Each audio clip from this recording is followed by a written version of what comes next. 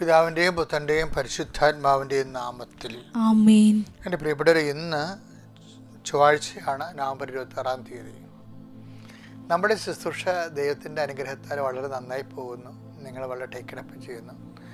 ഒത്തിരി പേര് കൃത്യസമയത്തിന് എഴുന്നേൽക്കുന്നുണ്ട്. അത് വചനത്തിന് വേണ്ടി കാത്തിരിക്കുന്നുണ്ട്. പ്രാർത്ഥിക്കാൻ വേണ്ടി ശിരസ് നമിക്കുന്നുണ്ട്. ദൈവത്തിൻ്റെ അനുഗ്രഹം വാങ്ങുന്നതിൽ എനിക്ക് ഭയങ്കര സന്തോഷമുണ്ട്. നമുക്ക് ആ അനുഗ്രഹത്തിൻ്റെ ദിവസത്തിലേക്ക് പ്രവേശിക്കാം.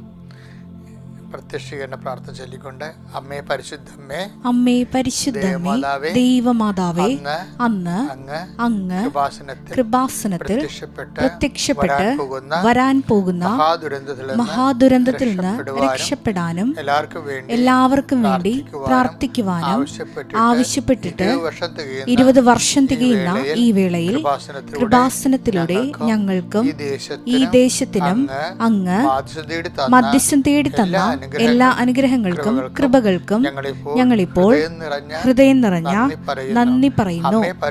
അമ്മേ പരിശുദ്ധമ്മേ, ജപമാല മാതാവേ, സകല കൃപാസനം പ്രാർത്ഥനകളോടും ചേർത്ത് ഞങ്ങളിപ്പോൾ പ്രാർത്ഥിക്കുന്ന ഈ കുടുംബത്തിന്റെ പ്രത്യേക നിയോഗം.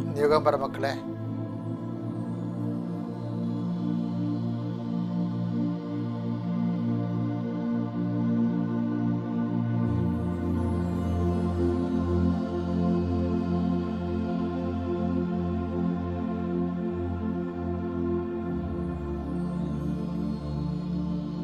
അമ്മയുടെ പ്രത്യക്ഷീകരണത്തിന്റെ ഈ ദ്വാദശക വേളയിൽ ഞങ്ങൾക്ക് സാധിച്ചു തരുവാൻ കനിയണമേ. വിശ്വാസ പ്രമാണം. സർവശക്തനായ പിതാവും ആകാശത്തിന്റെയും ഭൂമിയുടെയും സൃഷ്ടാവുമായ ദൈവത്തിൽ ഞാൻ വിശ്വസിക്കുന്നു. അവിടുത്തെ ഏകപുത്രനും ഞങ്ങളുടെ കർത്താവുമായ ഈശോമിശിഹായിലും ഞാൻ വിശ്വസിക്കുന്നു. ഈ പുത്രൻ പരിശുദ്ധാത്മാവിനാൽ ഗർഭസ്ഥനായി കന്യകാമറിയത്തിൽ നിന്ന് പിറന്ന് പൊന്തിയോസ് പീലാത്തോസിന്റെ കാലത്ത് പീഡകൾ സഹിച്ച് കുരിശിൽ തറയ്ക്കപ്പെട്ട് മരിച്ച് അടക്കപ്പെട്ട് പാതാളങ്ങളിൽ ഇറങ്ങി മരിച്ചവരുടെ ഇടയിൽ നിന്ന് 3-ാം നാൾ ഉയർത്ത് സ്വർഗത്തിലേക്ക് എഴുന്നള്ളി സർവശക്തിയുള്ള പിതാവായ ദൈവത്തിന്റെ വലതുഭാഗത്തിരിക്കുന്നു. അവിടെ നിന്ന് ജീവിക്കുന്നവരെയും മരിച്ചവരെയും വിധിക്കുവാൻ വരുമെന്നും ഞാൻ വിശ്വസിക്കുന്നു. പരിശുദ്ധാത്മാവിലും ഞാൻ വിശ്വസിക്കുന്നു. വിശുദ്ധ കത്തോലിക്കാ സഭയിലും പുണ്യവാന്മാരുടെ ഐക്യത്തിലും പാപങ്ങളുടെ മോചനത്തിലും ശരീരത്തിന്റെ ഉയർപ്പിലും നിത്യമായ ജീവിതത്തിലും ഞാൻ വിശ്വസിക്കുന്നു. ആമേൻ. സുഖസ്ഥനായ ഞങ്ങളുടെ പിതാവേ, അങ്ങയുടെ നാമം പൂജിതമാകണമേ. അങ്ങയുടെ രാജ്യം വരണമേ. അങ്ങയുടെ തിരുമനസ് സ്വർഗത്തിലെ പോലെ ഭൂമിയിലും ആകണമേ. അന്നു വേണ്ടുന്ന ആഹാരം ഇന്ന് ഞങ്ങൾക്ക് തരണമേ. ഞങ്ങളോട് തെറ്റ് ചെയ്യുന്നവരോട് ഞങ്ങൾ ക്ഷമിക്കുന്നത് പോലെ ഞങ്ങളുടെ തെറ്റുകൾ ഞങ്ങളോടും ക്ഷമിക്കണമേ. ഞങ്ങളെ പ്രലോഭനത്തിൽ ഉൾപ്പെടുത്തരുതേ, തിന്മയിൽ ഞങ്ങൾ രക്ഷിക്കണമേ. ആമേൻ. നന്മ നിറഞ്ഞ മറിയമേ, സ്വസ്തി. കർത്താവ് അങ്ങയുടെ കൂടെ സ്ത്രീകളിൽ അങ്ങ് അനുഗ്രഹിക്കപ്പെട്ടവളാകുന്നു. അങ്ങയുടെ ഉദരത്തിൻ ഫലമായി ഈശോ അനുഗ്രഹിക്കപ്പെട്ടവനാകുന്നു. പരിശുദ്ധ മറിയമേ, തമ്പുരാന്റെ അമ്മേ, പാപികളായ ഞങ്ങൾക്ക് വേണ്ടി ഇപ്പോഴും ഞങ്ങളുടെ മരണസമയത്തും തമ്പുരാനോട് അപേക്ഷിക്കണമേ. ആമേൻ. കർത്താവേ, ശിരസ് നമിച്ച കൈകൾ കൂപ്പി അങ്ങയുടെ തിരുസന്നിധിയിൽ നിൽക്കുന്ന അങ്ങയുടെ മക്കളുടെ മേലെ നിന്റെ വലിയ കൃപ ചൊരിയണമെന്ന് പ്രാർത്ഥിക്കുന്നു. കർത്താവ്, ഈ ദിവസം ഞങ്ങൾക്ക് നൽകിയതിന് നന്ദി പറയുന്നു ഈശോയെ. കർത്താവേ, ഈ കൂട്ടത്തിൽ ഒത്തിരി പേര് വ്യത്യസ്തങ്ങളായ സാഹചര്യങ്ങളിലൂടെ ഇന്ന് കടന്നു പോവുകയാണ്. അവരെല്ലാം നീ സന്ധിക്കണമെന്ന് പ്രാർത്ഥിക്കുന്നു. കർത്താവ്, നിന്റെ തിരുമുറിവാർന്ന് ആണിപ്രതാർന്ന് വലതുകരം ഈ പ്രഭാതത്തിൽ അങ്ങയുടെ മക്കളുടെ ശിരസ് വെക്കണമെന്ന് പ്രാർത്ഥിക്കുന്നു. കർത്താവ്, നിന്റെ ഉന്നതമായ നാമത്തിന് സ്വസ്ഥം ചെയ്യുന്നു. കർത്താവ്, നിന്റെ വിശുദ്ധ പൗരോഹിത്യത്തെ മഹത്വപ്പെടുത്തണമേ. കർത്താവ്, സഭയിലുള്ള സാന്നിധ്യം പ്രകടമാക്കണമേ. അമ്മേ പരിശുദ്ധമേ, ദേവമാതാവേ, ഈ മക്കൾക്ക് എല്ലാം വേണ്ടി മധ്യസ്ഥം വഹിക്കണമേ.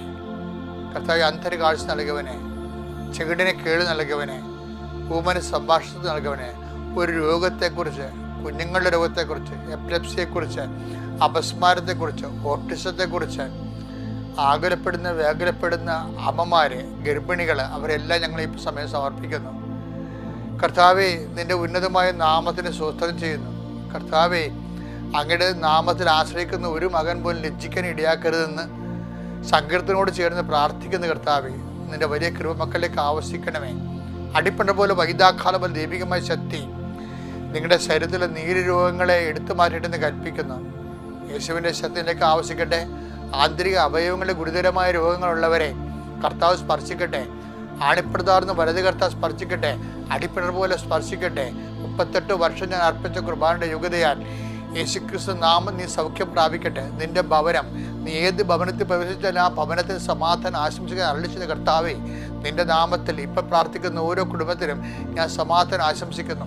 ആ സമാധാനം അവിടെ നിലനിൽക്കുവാനും ആ മക്കൾ കർത്താവേ, ഇന്ന് അവരെ ഉത്കണ്ഠപ്പെടുത്തുന്ന, ഭാരപ്പെടുത്തുന്ന, ആകുലപ്പെടുത്തുന്ന വ്യക്തികൾ, സംഭവങ്ങൾ, വിഷയങ്ങൾ എല്ലാം ഈ നിമിഷം കർത്താവ് സമാധാനമായിട്ട് പരിവർത്തനം ചെയ്യിക്കട്ടെ പ്രാർത്ഥിക്കുന്നു. എൻ്റെ കർത്താവിൻ്റെ ഉന്നതമായ നാമത്തിൽ, സഭയുടെ അധികാരത്തിൽ, കുരിശിൻ്റെ അടയാളത്തിൽ നിങ്ങളെ ബന്ധിച്ചിരിക്കുന്ന എല്ലാ തടസ്സങ്ങളും ദോഷങ്ങളും യേശുക്രിസ്തു നാമം നീങ്ങിപ്പോകട്ടെ.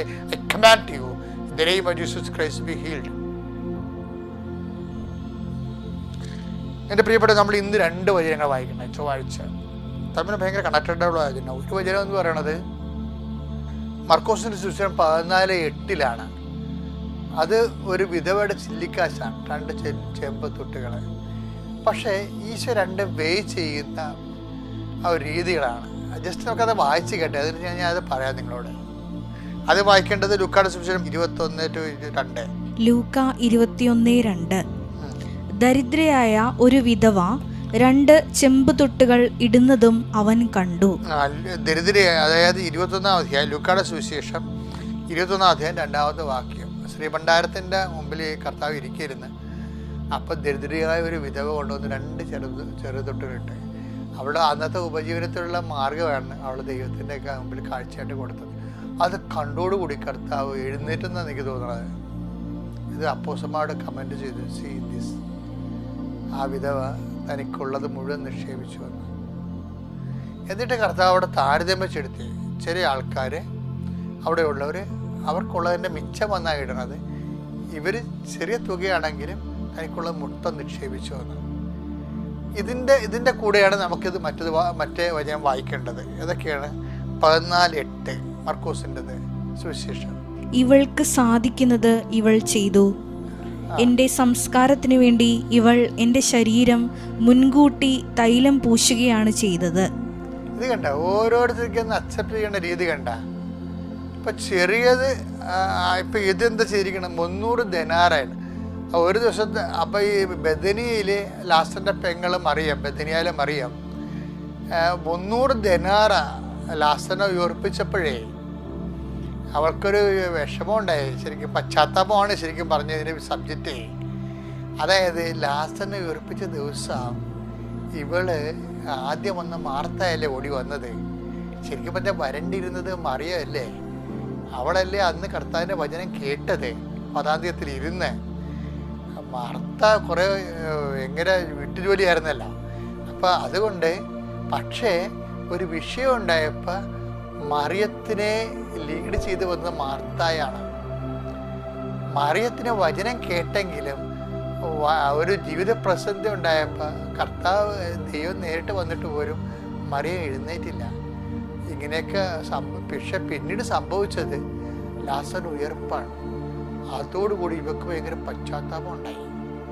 നമ്മുടെ കൃപാസനത്തിൽ ഞങ്ങൾ എന്തിനാണെന്ന് എപ്പോഴും അടയാളം എന്ന് പറഞ്ഞ കാര്യം, അടയാളം വന്നു കഴിഞ്ഞാൽ ആൾക്കാർക്ക് പശ്ചാത്താപം ഉണ്ടാവും. വചനം കേൾക്കുന്ന പോലെ തന്നെ പശ്ചാത്തലം. പത്രോസ് തന്നെ 5:7 മത്സ്യങ്ങളുടെ ആധിക്യം കണ്ടപ്പോൾ അവന് അനുതാപം ഉണ്ടായി. അപ്പം അടയാളവും അത്ഭുതവും സഭകളിൽ എന്നും ഉണ്ടാകണം. എന്തിനാണ്? അത് അനുതാപത്തിന് വേണ്ടിയാണ്. അനുതാപം, ഇപ്പം നിങ്ങൾക്കൊരു അനുഗ്രഹം കിട്ടിയാൽ ഉടനെ നിങ്ങൾക്ക് അനുതാപം ഉണ്ടാകണം. അതാണ് ദൈവത്തിൻ്റെ പദ്ധതി. ഇപ്പം അടയാളം കണ്ട് അപ്പോൾ അവർക്ക് ഒരു പശ്ചാത്തലം ഉണ്ടായി. ആർക്ക്? മേരിക്ക്. എന്താണ്? കർത്താവ് വിളിച്ചിട്ടും വന്നില്ലല്ല. കർത്താവ് വന്നപ്പോൾ അവൾ വീട്ടിൽ തന്നെ ഇരുന്നില്ലേ. അപ്പോൾ ഇത്രയും വലിയ സംഭവം നടക്കുമെന്ന് വിചാരിച്ചില്ലല്ല. അപ്പോൾ ഈശോ ഇത്ര താമസിച്ചാലും വന്നാൽ അടയാളം നടക്കും. അത് വിശ്വസിക്കാൻ അവർക്ക് കഴിഞ്ഞില്ലല്ല. വചനം കേട്ടത് വെറുതെ ആയില്ലേ. അപ്പോൾ അതൊക്കെ സങ്കടമായി.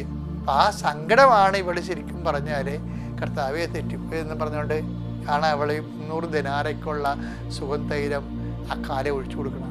അതിൻ്റെ അപ്പുറത്ത് എന്താണ് ചെയ്യാൻ പറ്റുന്ന ഒരു അനുതാപമുള്ള ആൾക്കാർക്ക് അതിനെ കർത്താവ് അക്സെപ്റ്റ് ചെയ്യുന്ന രീതിയാണ് എൻ്റെ മനസ്സിൽ എപ്പോഴും ബാധിച്ചിരിക്കുന്നത്. കർത്താവ് ഈ ബെഥനിയായിലെ മറിയത്തിൻ്റെ 300 ദനാറേയും ആ ചില്ലിക്കാശ് കൊടുത്ത വിധവയും ഒരേ അളവിലാണ് കാണുന്നത്. എന്ന് വെച്ചാൽ എൻ്റെ ദൈവവേദനെ നിനക്കുള്ളതുപോലെ നീ കൊടുത്താലും അതും ഇല്ലാത്തതിൽ നിന്ന് ഉണ്ടാക്കി കൊടുത്താലും അതും ദൈവമെല്ലാം ഒരുപോലെ വെയ് ചെയ്യും. കൊടുക്കണവൻ്റെ മനസ്സാണ് ഏറ്റവും പ്രധാനപ്പെട്ട വിഷയം. ദൈവത്തിന് ഞാനിപ്പോൾ എന്നെ സംബന്ധിച്ചിടത്തോളം ഞാൻ ഈ കാര്യത്തിൽ ഭയങ്കര ബിസിനസ്മാനാണ്. എന്ന് വെച്ച് കഴിഞ്ഞാൽ ഞാൻ കർത്താവിന് വേണ്ടി എന്തെങ്കിലും ചെയ്ത അപ്പം തന്നെ ഞാൻ കർത്താവിൻ്റെ മഹത്വത്തിനെന്ന് പറഞ്ഞാൽ ഞാൻ കാഴ്ചവെക്കും. കർത്താവിൻ്റെ മഹത്വത്തിന് വേണ്ടി നമ്മളെന്താ ഇവിടെ ജീവിക്കണത്? കർത്താവിൻ്റെ മഹത്വത്തിന് വേണ്ടി. അപ്പം ചെറുത് ചെയ്താലും വലുത് ചെയ്താലും ദൈവത്തിൻ്റെ മഹത്വമായിരിക്കണം ലക്ഷ്യം. നമ്മുടെ മഹത്വമായി പോകുമ്പോഴാണ് ഇടറവുണ്ടാകുന്നത്. അപ്പം നീ ചെറുത് ചെയ്താലും വലുത് ചെയ്താലും കർത്താവിൻ്റെ മഹത്വത്തിൻ്റെ കാഴ്ചവെക്കുന്ന കാര്യം കർത്താവ് അതുപോലെ തന്നെയാണ് കർത്താവ് അംഗീകരിക്കണത്. അല്ലാതെ ചെറുതായി പോയതുകൊണ്ട് കർത്താവ് നിൻ്റെ ഇടറവുള്ള ഇടിച്ച് കാണിക്കുകയോ വലുതായി പോയതുകൊണ്ട് കൂടെ പ്രേസ് ചെയ്യുകയോ ചെയ്യുകയല്ല. മറിച്ച് രണ്ടിനെയും കർത്താവ് ഒരുപോലെ കാണുന്നു. ദൈവത്തിൻ്റെ മഹത്വമാണ് രക്ഷിക്കുന്നത്. അപ്പം നമ്മൾ ദൈവത്തെ മഹത്വപ്പെടുത്തിയ 17:4 അനുസരിച്ച് യോഹന്നാൻ്റെ സുവിശേഷം അനുസരിച്ച് ദൈവം നമ്മളെ മഹത്വപ്പെടുത്തും. അപ്പോൾ എല്ലാ അവസരങ്ങളും ദൈവത്തെ മഹത്വപ്പെടുത്താനുള്ളതാണ്. ഈ ദിവസം ഒരു പുതിയ ദിവസമാണ്. കിട്ടുന്ന ബ്ലാക്ക് എക്സ്പീരിയൻസ്, വൈറ്റ് എക്സ്പീരിയൻസ് എല്ലാം കർത്താവിൻ്റെ മഹത്വത്തിനായി കാഴ്ചവെക്കുക. ദൈവം നിങ്ങളെ അനുഗ്രഹിക്കട്ടെ.